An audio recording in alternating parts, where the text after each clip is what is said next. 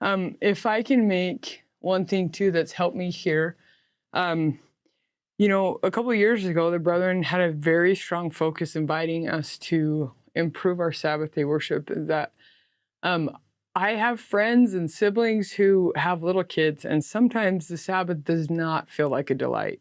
It's what am I going to do with them all day? The energy, those types of things. So I really appreciated the comment that you just made about we can be out ministering. We can also be in ministering, even to our own children and taking opportunities. Lots of parents are really busy these days and grandparents, and they're busy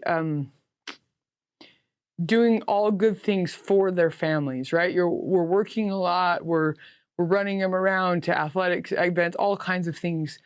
And so sometimes what we forget is the value of just sitting with our children and playing with them and taking walks with them and just enjoying their energy, which is really hard because parents are usually really tired on Sunday as well. And I think so if I'm honest about this battle, like I get the struggle of it being that. So one of the verses that's really helped me is actually a cross reference to Exodus 31. Speak thou unto the children of Israel, saying, Verily my Sabbaths ye shall keep. For it is a sign between me and you throughout your generations, that ye may know that I am the Lord that doth sanctify you. Again, the Savior is all over in the Old Testament, and I love it so much. But this idea, President Nelson's focuses heavily on what sign do you want to give to the Lord? And that's, I think, a great question. And maybe you've established some things. Maybe you tried some things back when there was a big focus by the church and all the brethren of saying, seek to make the Sabbath more meaningful.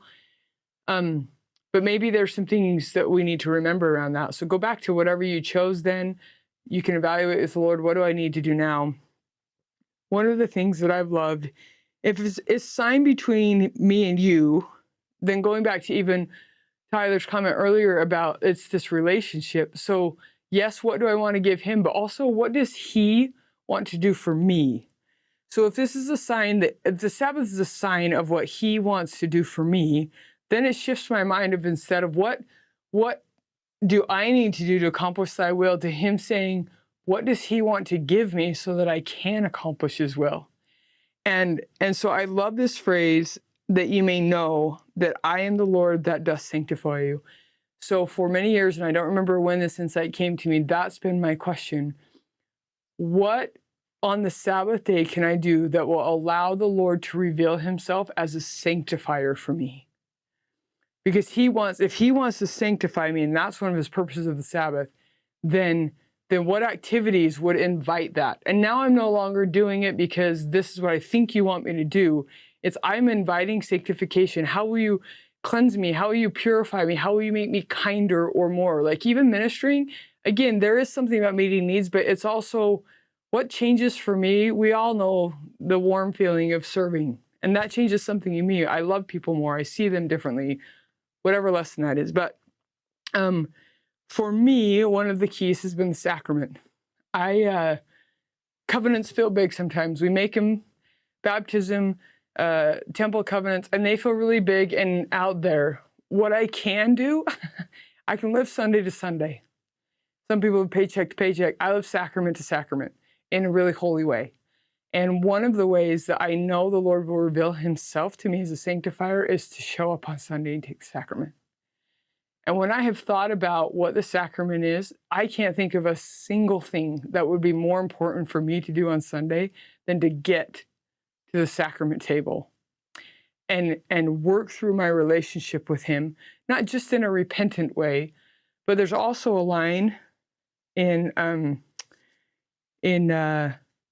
the hymn as now we take the sacrament, which changed also my experience. I used to think it was just me dumping all my sins and sorrows at the sacrament table. I'm so sorry. I promised to be better. And sometimes I didn't feel that good about it, except for I knew I needed to be there. But in the hymn, as now we take the sacrament, there's a line from him that says, in verse 1, our thoughts are turned to thee, thou Son of God, who lived for us and died on Calvary.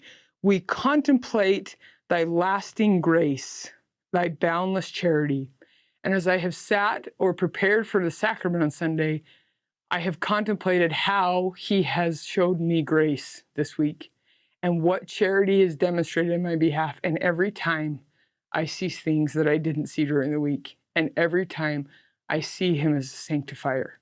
And our relationship has been so beautiful and healing as if all you can do is make it to the sacrament table in this progress of getting from worldly to godly, that is going to be a beautiful way to honor his Sabbath.